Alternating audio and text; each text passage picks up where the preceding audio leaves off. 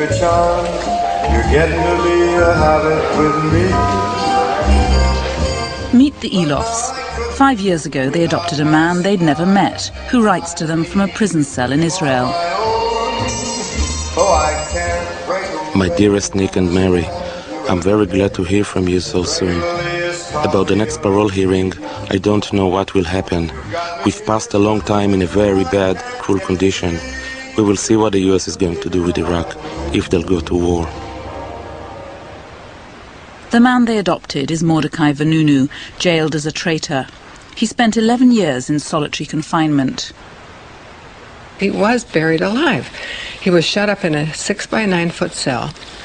No windows, so he couldn't see outside. Even when he exercised, there was a canvas around him when he was out walking. He has spent more time in isolation in a prison in the Western world than any other human being. It was that bad. His condition was that bad. And that's what really moved us to adopt him. How can a country treat a human being that way? Vanunu moved to Israel as a child with his family from Morocco. He served in the Israeli army, studied philosophy, and found work at Dimona. This mysterious complex in the Negev desert employed thousands of people, all sworn to secrecy. For years, Israel called it a textile factory, never admitting its true purpose, making plutonium for bombs. Vanunu's dissent over government policies was noted. He was given a warning and decided to leave. But not without the evidence which would change history.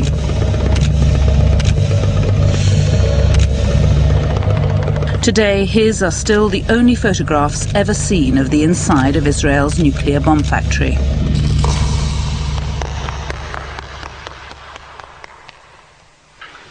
It's 16 years since Sunday Times journalist Peter Haunem heard rumours that an Israeli whistleblower was offering proof of what the world had long suspected. Here was somebody who'd said he'd worked right inside the plutonium separation plant, helping to fabricate atomic weapons, who had taken photographs of the machinery and who had lots of information about how much material was being processed and so on. And therefore he was potentially going to be able to provide incontrovertible evidence that Israel had a very advanced program. Haunem flew to meet Vanunu, who is now a Christian living in Australia. He was brought to England. He was hidden in a country hotel and smuggled into the paper's offices in the boot of a car while they checked his story. But Israeli intelligence agents, caught here on Wapping's security cameras, were onto him. They were waiting to strike.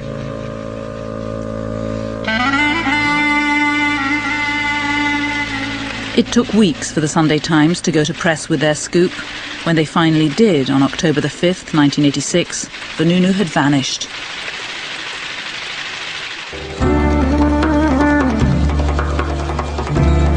He'd met an American woman in Leicester Square who seemed to like him. He was vulnerable and afraid. When she suggested he'd be safer with her in Rome, he fell for it. It was a classic honey trap.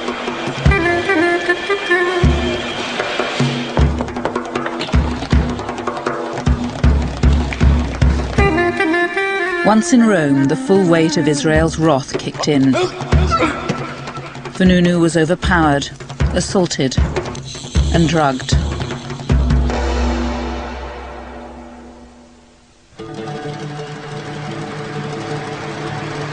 He'd been kidnapped and smuggled back to Israel by boat, unconscious. For weeks, no one knew where he was.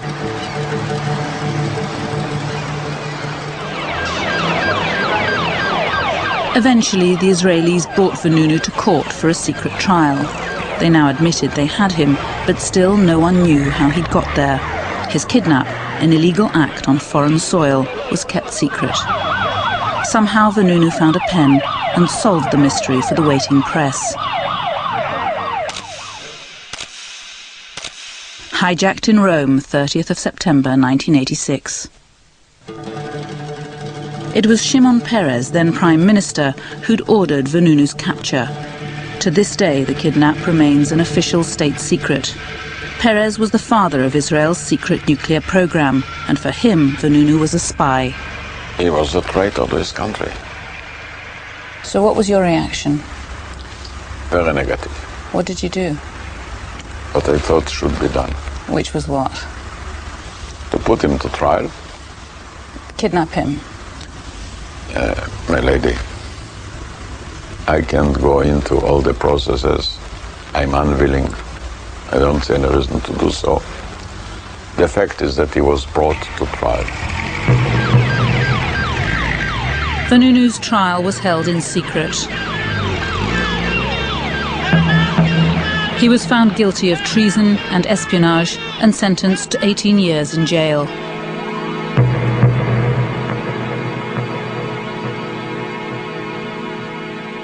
Vanunu was treated this way out of revenge, out of a way to deter others, and because actually he is the person who broke the taboo of the secrecy in the Israel society, a very strong and influencing taboo in a very closed society, more like a tribe. Mordechai Vanunu started his sentence on the 27th of March 1988. Few tears were shed. For most Israelis, he was more than a traitor. He'd rejected Judaism. His parents declared him dead, and the world forgot about Israel's nuclear whistleblower. But the truth was out. Vanunu told the world that Israel had developed between 100 and 200 atomic bombs and had gone on to develop neutron bombs and thermonuclear weapons, enough to destroy the entire Middle East, and nobody has done anything about it since. Today, proliferation experts report Israel has the world's 6th largest nuclear arsenal, with small tactical nuclear weapons, nuclear landmines, as well as medium-range nuclear missiles launchable from air, land or sea. It's thought plutonium is made in Dimona. Nuclear weapons are assembled at Yodefat and stored at Zachariah and Eilabun. 3 nuclear submarines are based in Haifa, and Israel's biological and chemical warfare laboratories are at Nes Ziona. Israel never comments on such reports. But evidence continues to emerge.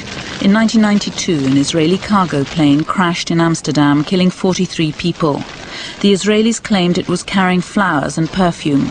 It took 6 years and a Dutch parliamentary inquiry before they admitted it was carrying DMMP, a key component for sarin nerve gas. The DMMP was bound for the Israeli Institute of Biological Research at Nes Ziona, one of Israel's most secret defense sites. It's subject to no international inspection, and reporting of its activities in Israel is prevented by strict military censorship.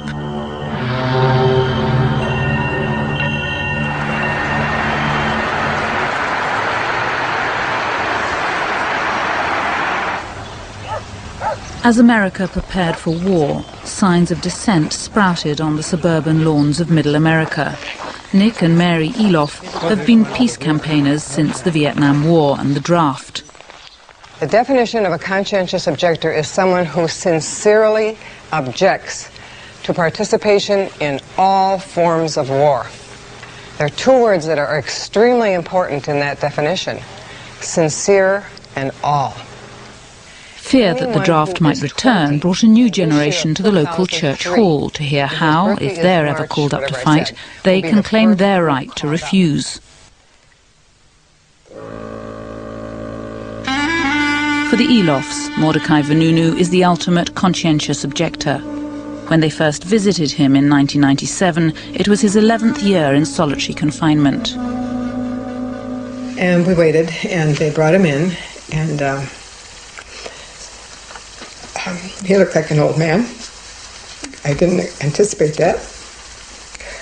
And he came up to us and he put his fingers through the bars, through the cage, because it was a steel cage. And we were crying. We felt so awful to see him like this. Oh, that's you. Vanunu writes regularly. It's the only communication he's allowed with the outside world. But his letters take months to arrive, and they're always censored. Oh, and he says, don't feel so bad, we can bear another year. My, what courage. The early letters that we got were totally cut out. I mean, you could pick it up. This isn't even an example, because they were cut out more than that. More than this. They use a highlighter, and then they bring it to Mordecai, and he has to cut out the things that they've highlighted. And one time, he said they weren't paying attention, and so he just put the pieces in the envelope. We got them, because we said, we got the pieces, we got the cutouts. And they're really not even significant. I think it's control, total control.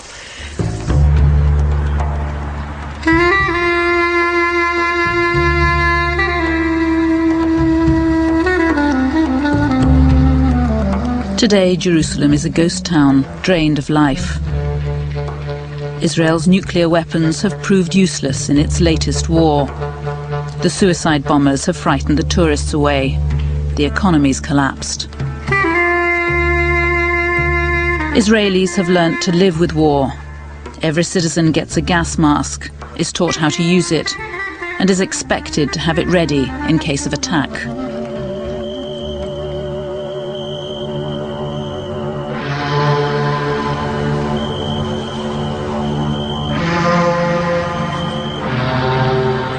Nuclear weapons are seen as a justifiable deterrent by most Israelis who feel besieged by enemies. 40 years ago, Uzi Evan, then a young scientist at Dimona, was in at the start of Israel's bomb. We were a very small country. We were surrounded by much, much larger, more populous states on borders that are almost impossible to defend. And the Holocaust was very much in our memory at that time. And we all realized that we have to do something to prevent the same scenario from happening again. So we were a young crew, most of us were very young, very enthusiastic, working on something we believed is essential for our existence here. Like building the final insurance policy that we will not be attacked or terminated. It was the young Shimon Peres back in the 50s who negotiated a secret deal with the French to buy a nuclear weapons reactor like theirs. But while Dimona was going up, intelligence reports reached Washington that Israel was building an atom bomb. Despite claims that Dimona was for peaceful purposes only, Israel's leader Ben-Gurion was summoned to Washington. President Kennedy feared an arms race in the Middle East and demanded inspections. But when inspectors finally entered the plant in May 1961, they were tricked. They were shown a fake control room on the ground floor. They were unaware of the 6 floors below where the plutonium was made. Well, this was something of great pride and almost a legendary story in Dimona, according to Vanunu. When the Americans came, they were completely hoodwinked. All the entrances, including the lift shafts, were bricked up and plastered over, so it was impossible for anyone to find their way down to the lower floors. After Kennedy's assassination, the pressure on Israel was off. His successor, Lyndon Johnson, turned a blind eye. Then, in 1969, Israel's Golda Meir and Richard Nixon struck a deal renewed by every president to this day. Israel's nuclear program could continue as long as it was never made public. It's called nuclear ambiguity. The term nuclear ambiguity, in some ways it sounds very grand, but isn't it just a euphemism for deception? If somebody wants to kill you and you use a deception to save your life, it's not immoral. If we wouldn't have enemies, we wouldn't need deceptions. We wouldn't need the talent. Was this the justification also for concealing the flaws of the plutonium reprocessing areas from the Americans, the inspectors, when they came? You are having a dialogue with yourself, not with me. But that's been documented in a number of books. Ask the question to yourself, not to me. But I mean, is it not true? I don't have to answer your questions here. I don't see any reason why. Ambiguity is a luxury unique to Israel. Today, the country's an inspection-free zone, protected from scrutiny by America and her allies. This is the place where Vanunu identifies as the separation plant, built mostly underground. And this is the silver dome of Dimona nuclear reactor. Ronen Bergman is an Israeli journalist specializing in security and defense. This picture was taken by one of the best commercial satellites available, called Iconos. And Iconos is capable of taking pictures up to the resolution of 1 meter. However, due to the demand of Israel, the American Congress ruled a new amendment to the law that forbids American satellites to sell anything of Israeli sites that is better than 2 meters, meaning the Iconos is taking the imagery of Israel and then they change the imagery to the resolution of 2 meters. Worse, less clear. Much less clear and worse. Yeah. And that was a ruling in the United States, but specifically for Israel, not for other countries? Only to Israel. Last November, there were signs of a softening towards Vanunu. The authorities allowed pictures to be taken at his parole hearing. Parole itself has always been refused. Vanunu still has secrets, the prosecutor claims, that could harm Israel. It's an argument his lawyer will have to fight at the next hearing. Will the court hear the secret that they claim Vanunu holds? They will hear some of the secrets, not the real secrets. They will hear secrets about the secrets. And you too, as his lawyer, will hear those? Part of it, less than the court. The court will hear the secrets about the secrets. I may hear the secrets about the secrets about the secrets. Is that really the case, or is that a sort of ironic? No, it's really the case. I will be giving some type of general description of the secrets. The court will get something more concrete, and the secrets themselves will be never released to anybody if they exist at all.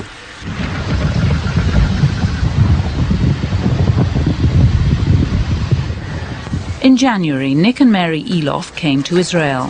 They hoped to visit Vanunu in prison, but they didn't yet have permission. Hi. How are you?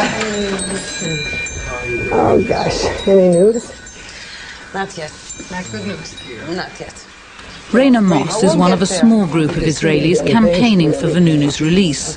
She'd been hassling the prison authorities for weeks to get Nick and Mary the necessary permissions. He says he never got a fax. What she says now is that they have approval from one authority, but she's waiting for approval from a second authority. Do they clearly understand that our time limitation that we're due to be leaving on Friday? Oh, absolutely. I made that absolutely clear to them. I said that you're leaving on Friday. I said that you've already been here for a couple of days. Well, I appreciate you making all these calls, Raina. Oh, it's nothing. I don't mind it. It's just, you know, I wish I'd had good news for you. 40-year-old reactors are usually shut down. But Dimona grinds on.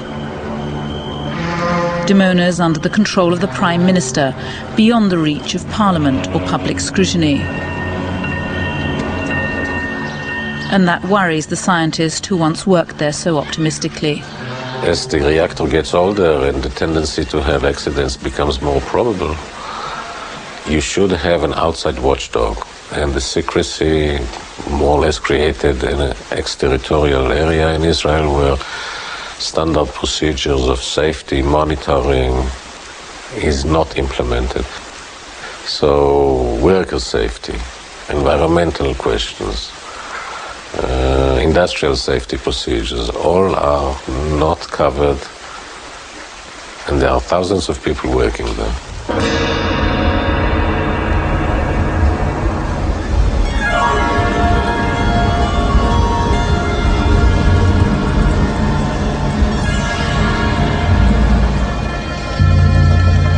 But the secrets of this old reactor are beginning to leak.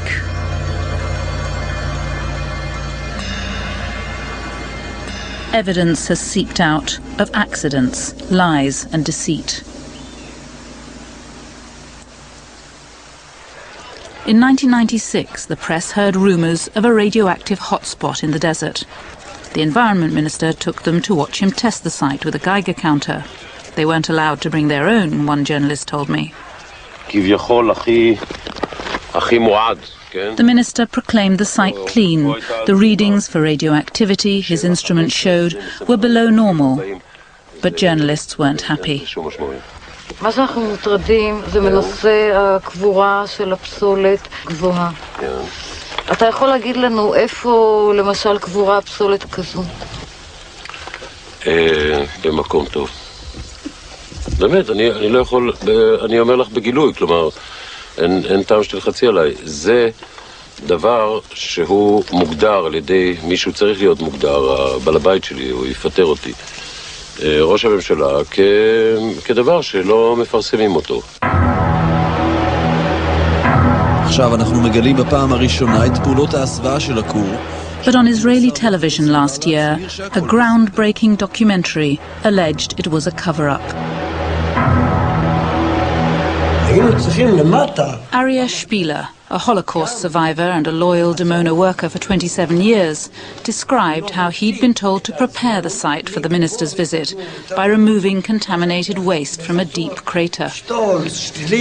He said he'd replaced it with fresh soil and planted trees to cover the hole, as though it had never happened. Then he said they brought the minister and the press to prove that everything was okay. 5 Dimona workers appeared on the programme. They'd given their lives for Dimona, they said, and now they felt betrayed. They broke no secrets, only the code of silence. They said they'd worked with uranium. There were fires, spills, explosions of toxic gas. Now that they were sick, they said, the plant didn't want to know. The management was denying they'd worked with radioactive materials, and because they were bound to secrecy, they couldn't fight for their rights.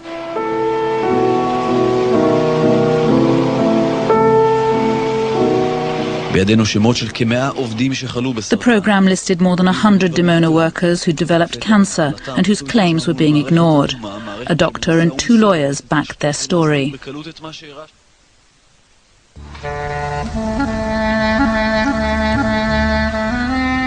It was the first time Dimona workers had spoken out. I want to talk to Aryeh Spieler.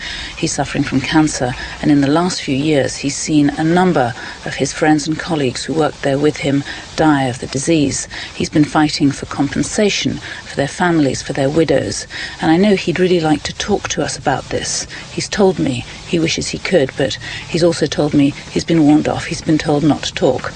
But I'm going to go and see him and see if he'll change his mind.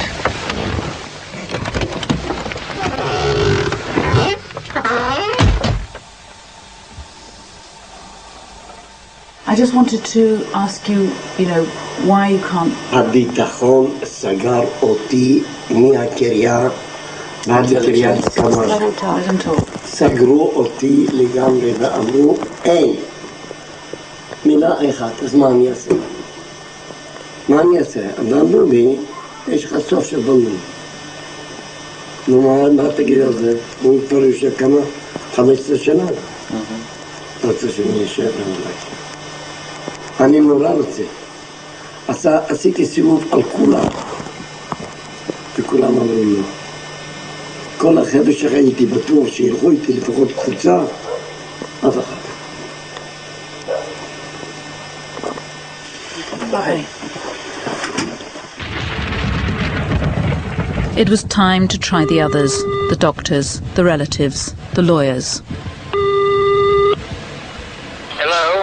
Hello. I just wanted to ask you whether there would be any possibility of doing an interview with you about the cancer victims and about their case. I'm really reluctant to be interviewed publicly on the media over this story overseas.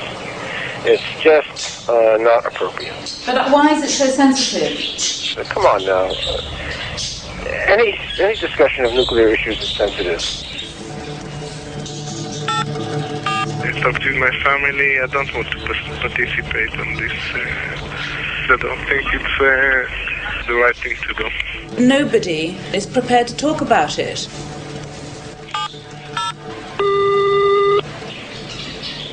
There are things that are not, it's not good to talk about, even if you're a lawyer.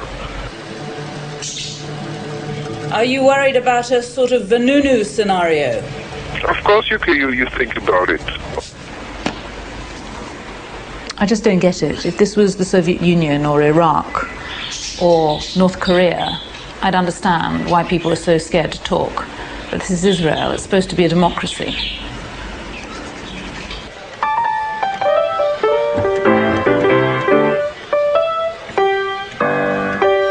In Israel today, an invisible power enforces the code of silence through fear.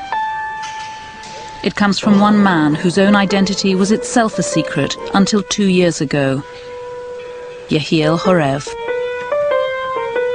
Horev is the smartest, most brilliant official figure in the sense of gathering power. He took some kind of very small office and made him the 4th intelligence agency in Israel, with no law, with no real scrutiny and monitoring by the Israeli parliament. And in this sense, he's I think, a grave danger to Israeli democracy. For 16 years, Horev has been the faceless guardian of Israel's secrets.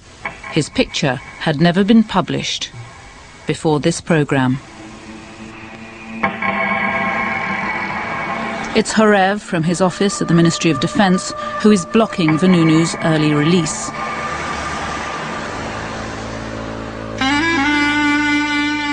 But next year, Vanunu's sentence is up, so Horev found a new Vanunu. Brigadier General Yitzhak Yaakov, known to his friends as Yatza. In his retirement, he wrote a fictionalized memoir and talked on camera about his life. A distinguished soldier and scientist, Yaakov had for years led Israel's top-secret weapons development program. So eminent was he was a candidate for the prestigious Israel Prize. But when he told his life story to a journalist, he broke the rules. The journalist was Ronan Bergman. He showed his article, as all Israelis must, to the censor. It went straight to Horev, who sent in the heavies. They were deadly, deadly serious. My phones were bugged. I was followed by Israeli Secret Service. Yatza was followed by Israeli Secret Service. And the whole system was surrounding us and following us and stalking us. Yaakov went from hero to zero. He was arrested secretly and charged with treason. He spent 2 years fighting Horev. 2 years of jail, heart disease, bankruptcy, and house arrest ended in public disgrace. He was spared prison, but the court found him guilty of betraying Israel's secrets. Horev was afraid that veterans of the Israeli army, the Israeli intelligence, the Israeli nuclear effort would try to maintain their footprint in the history of Israel and tell their story, and he wanted to frighten them, and in this sense he was successful.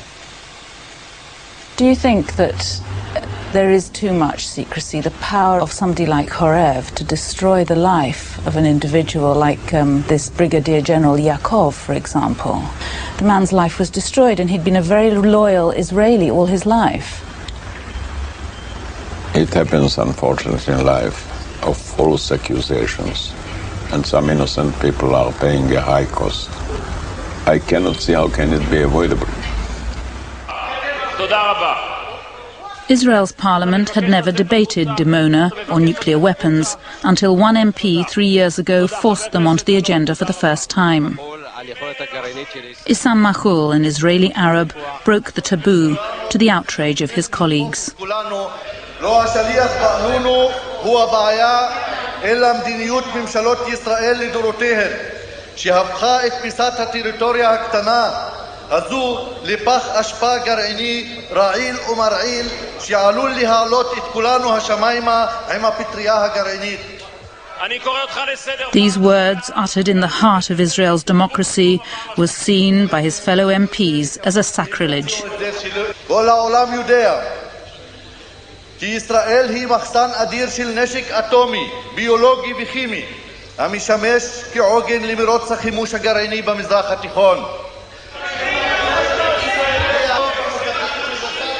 He wasn't allowed to finish his speech, but he'd made his point.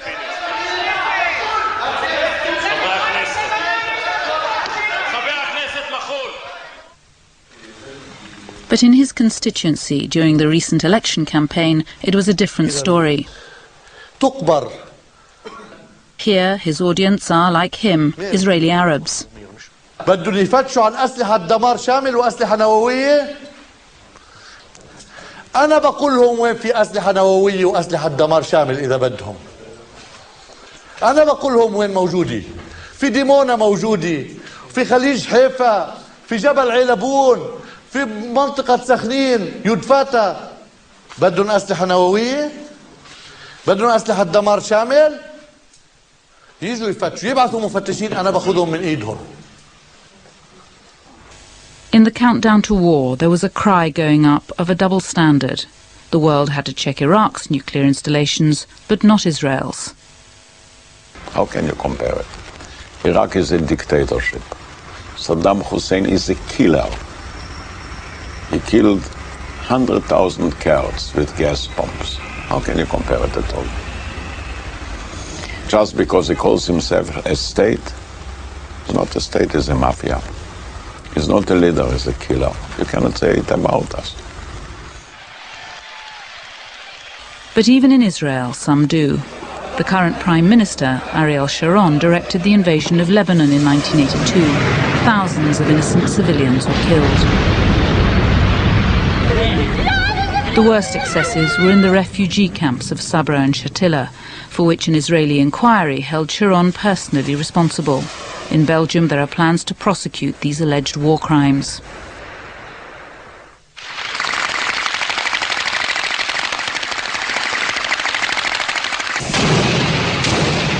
While Sharon has been Prime Minister, 700 Israelis have been killed, but more than 2,000 Palestinians have died in attacks by Israeli soldiers. The Israeli army has used new, unidentified weapons. In February 2001, a new gas was used in Gaza. 180 patients were admitted to hospitals with severe convulsions. The Israelis say this is tear gas, but this is not tear gas. We have never seen this gas before. We need some medicine for treatment, but it must be the right medicine.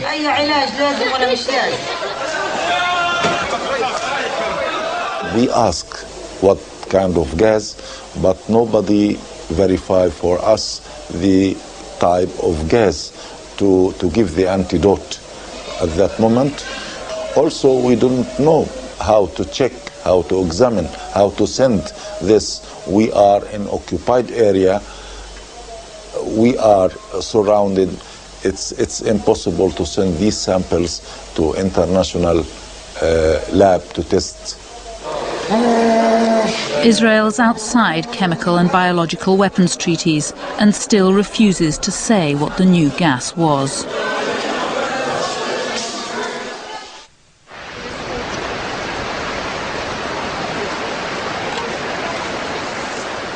The Elofs have waited 3 days and they've still not heard from the prison. They have 1 day left in Israel. They're worried they may have to leave without seeing their adopted son.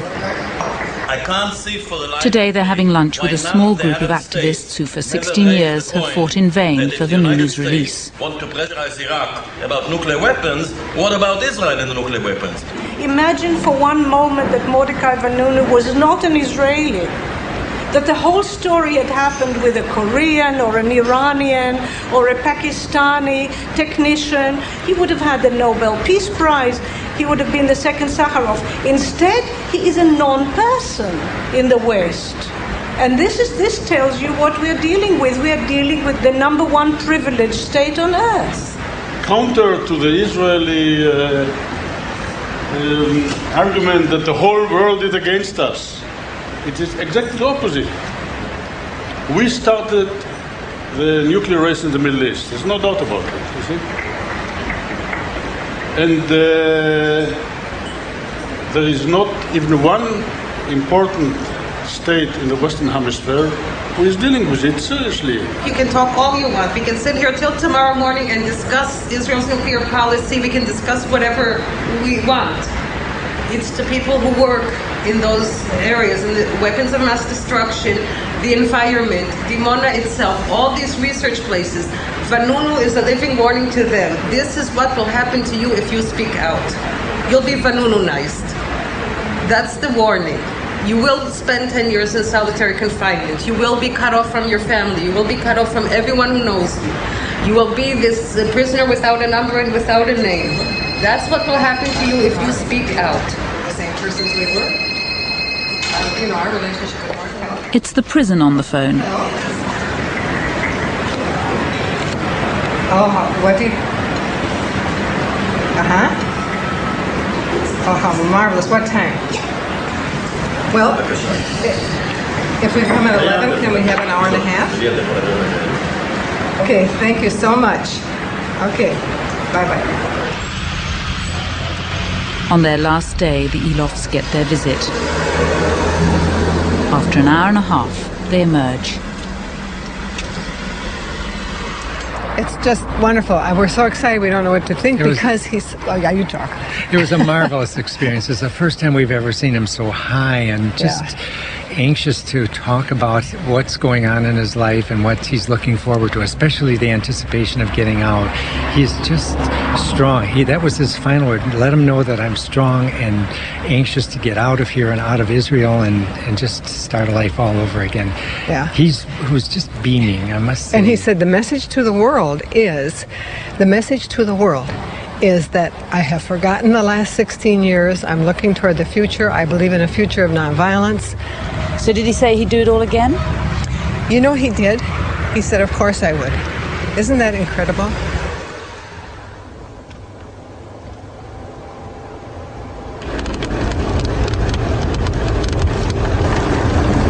The Eilofs have gone and Vanunu is again up for parole. But as usual, everything, even the location of the parole hearing, is secret.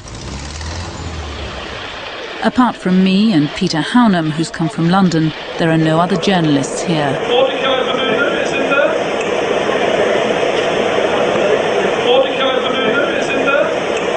Vanunu in there. Is that where the case is being held? He is the most sensitive prisoner that this country's got, and whenever he comes here, they block off the windows of his van if they can, or in the early days they used to put a crash helmet over him so people couldn't see him, and at one point they even had an electronic device that emitted a screeching signal so people couldn't hear him speak. And yet, you and I are the only journalists here, the most sensitive prisoner Israel's got, and there's not a single member of the press here apart from you. Why do you keep coming? I keep coming because he's in there because he spoke to me and we published his story in the Sunday Times in 1986, and I feel a sense of responsibility that we should be helping him get out. After 3 hours, the hearing ended. As usual, Vanunu left behind darkened windows. In court, Horev's prosecutor had cited the war with Iraq as a new reason for blocking parole. The prosecutor, of course, went back to the old argument that Vanunu is a threat to the security, and she even said that if Vanunu will be released, probably the Americans will leave Iraq and go after Israel and Israel nuclear weapons, which I found extremely ridiculous.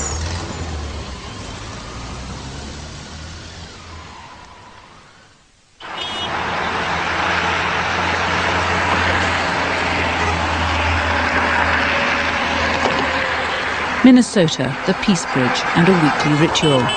Every Wednesday, before and during the war, hundreds protested. Mary was there, and of course Nick. Every week the numbers grew. there was a new generation of peaceniks who were children when Israel's nuclear weapons were exposed.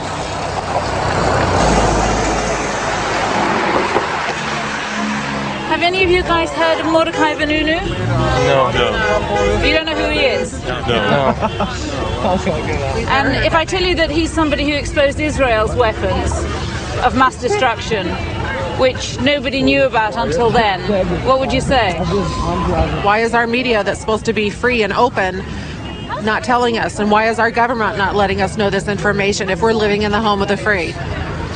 I think if our administration was consistent or had any integrity, then he'd be held up as a hero. We're going to work with the members of the Security Council in the days ahead to make it clear to Saddam that the demands of the world and the United Nations will be enforced. In Washington, which gives Israel more than $3 billion a year, the talk in the weeks leading up to war was only of Iraq. We tried to get an interview about Israel's weapons of mass destruction, but no one in this Bush administration would talk about Israel. So we asked for an interview about the military balance of power in the Middle East, to which they agreed. This morning, we've finally been told that we're going to have an interviewee. He's an expert in all matters Israeli, he's an Undersecretary of Defense, and his name is Douglas Feith. The Pentagon wanted our questions in advance, so it was nuclear ambiguity, Israel's security, allegations of a double standard, and Mordecai Vanunu. The gravest danger facing America and the world is outlaw regimes that seek and possess nuclear, chemical, and biological weapons.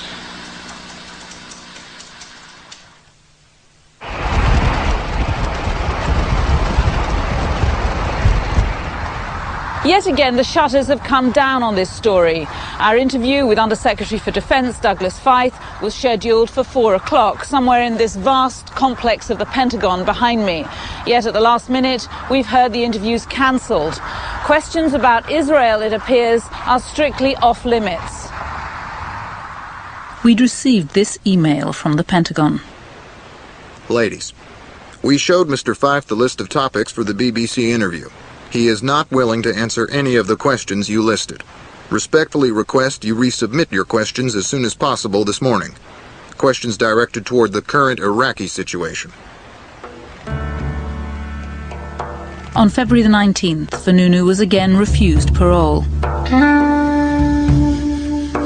He remains in Ashkelon prison. Horev has let it be known he intends never to let Mordecai Vanunu leave Israel.